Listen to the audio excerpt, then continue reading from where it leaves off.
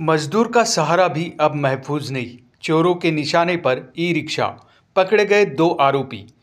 जिस e rickshaw की handle पकड़कर कोई बाप अपने बच्चों का पेट पालता है, जिस पर बैठकर एक मेहनतकश दिन भर धूप में पसीना बहाता है, उसी ई रिक्शा पर अब चोरों की भी नजर लग गई है। गरीब की गाड़ी, उसका सहारा अब नागपुर में सुरक्षित नहीं रहा। नागपुर के यशोधरा नगर पुलिस स्टेशन की टीम ने ई रिक्शा चोरी करने वाले दो आरोपियों को गिरफ्तार किया है। इनके पास से 4 ई रिक्शा बरामद किए गए हैं, जिनकी कीमत करीब 2 लाख रुपए है। गिरफ्तार आरोपी अशफाक अंसारी और उसका साथी तौसीफ, ये वही लोग हैं जिन्होंने मजदूरों की मेहनत पर हाथ साफ कर दिया था। पुलिस की तत्परता से चोरी को पकड़ लिया। बीते दिनों रात के समय खड़े ई रिक्शा चोरी होने की कई शिकायतें यशोधरा नगर थाने में दर्ज हुई थी।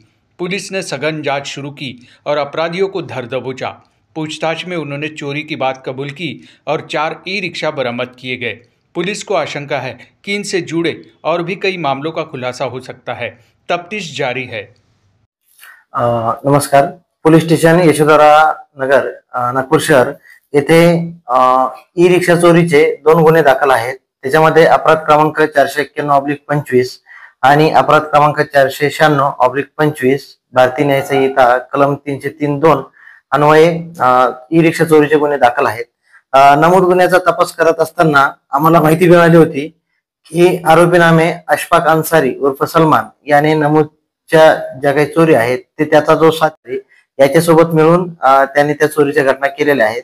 त्यावरून आम्ही दोन्ही आरोपीचा शोध घेत असताना आम्हाला ते मिळून आले। आरोपी अशफाक अन्सारी याच्या ताब्यातून आम्हाला एकूण 4 ई रिक्षा मिळून आलेले आहेत। त्या गुन्ह्याच्या तपासामध्ये जप्त करण्यात आले आहे। एकूण 2 लाख रुपयाचा मुद्देमाल आरोपीच्या ताब्यातून 4 ई रिक्षा आम्ही जप्त केलेला आहे।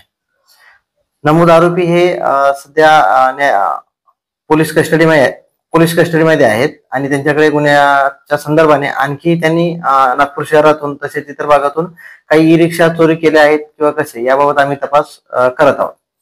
नमूद जो आरोपी आहे अशफाक अन्सारी यावरती शरीराविरुद्ध तसेच चोरीचे गुन्हे दाखल आहेत। आणखी काही गुन्ह्यांमध्ये त्याचा काही सहभाग आहे या संदर्भात आहे किंवा कसं याबाबत आम्ही त्याच्याकडे तपास करत आहोत।